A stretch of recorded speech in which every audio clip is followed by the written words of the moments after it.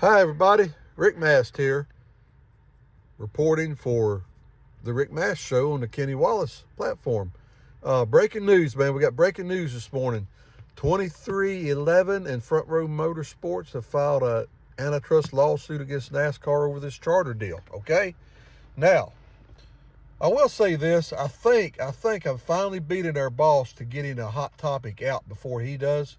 Kenny, and the reason for that, Kenny and his beautiful wife Kim, they're somewhere in the cold, darkened tundra of Canada, up in 0-degree temperature, doing something. I'm not sure where they're at or exactly what they're doing. But anyhow, it enables me to beat Kenny to get a hot topic out before he does, okay, on our shows.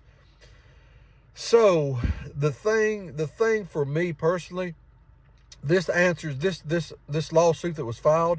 This answers a burning question for Rick Mast, man. The burning question I've had ever since they signed the charter agreement. Everybody signed with the exception of Front Row and 2311, right? And I'm thinking when this happened, everybody knows, we all know that Michael Jordan is going to be in our sport next year. Whatever. We can't run him out of the sport, right? And Front Row, we can't do that. So we all knew one way or another they would be able to race, and they've stated they would race without a charter. I'm not sure about Front Row, but anyhow, so I'm like, well, how NASCAR said this is the signing date. This is the 12th hour. This is when you sign it right now, or you don't have a charter for next year. And I'm like, how is NASCAR going to back up on this? How in the world are they going to save face, say, all right, it's a new, all right, we're going to let you sign now, right? The last date didn't matter. That's not really the way these things work. So it was always been a concern of mine. This answers it, everybody, with the antitrust suit being filed. Now what we can do is, through the court system or through the workings of this suit, NASCAR can make an agreement that NASCAR will allow 2311 and Front Row to operate, to have a charter and to operate while this suit's going on. I think probably legally that's what's going to happen on that front, right?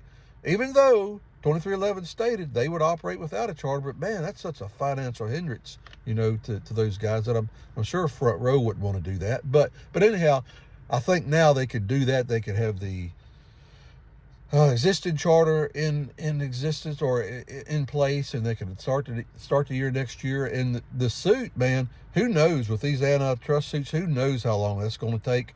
Who knows what kind of negotiations?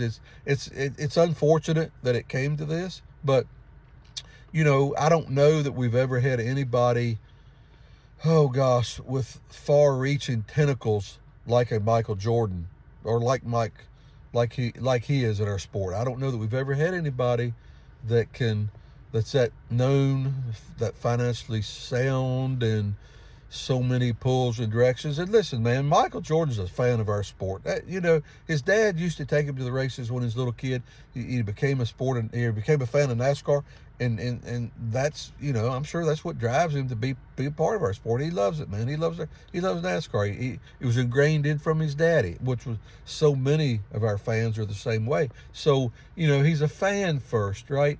And he wants to do well, wants to be a good car owner and a winning car owner and all that, but also, he wants to be a financially sound deal for him and everybody else. So I get his side of it and what he's doing, but my point is, not many people could pull off what this group's pulling off, okay?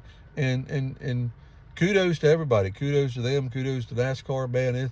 It's going to be, it's going to detract. I think take away from some of the stuff's going on. It's going to be a distraction, right, for a while, as these things go. I read one of the wrestling federations, or out of one of the deals, they've got an antitrust suit been going on for 10 years, right?